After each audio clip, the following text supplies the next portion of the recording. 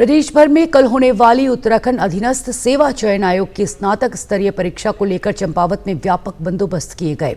जिले के लोहाघाट और चंपावत के 10 केंद्रों में परीक्षा का आयोजन किया जाना है। परीक्षा को नकल विहीन और सकुशल संपन्न कराने के लिए जिलाधिकारी मनीष कुमार के द्वारा सभी अधिकारियों को आवश्यक दिशा निर्देश दिए गए हैं। साथ ही समस्त परीक्षा केंद्रों में कड़ी सुरक्षा व्यवस्था भी की गई है।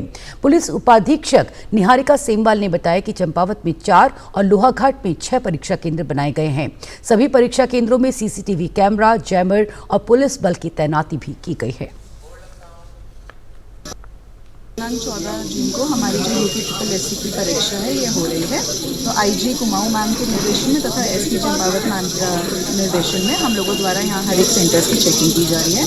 यहाँ पर आयोग द्वारा ही जैमर्स और सीसीटीवी कैमरे लगाए जा रहे हैं और साथ ही साथ पूरा जो हमारा सेंटर है उसका एक बार पुलिस के द्वारा तथा जो प्रशासन के जो हमारे जोनल सेक्टर मजिस्ट्रेट बने उनके द्वारा एक सैनिटाइजेशन ड्रिल चलाई जाएगी।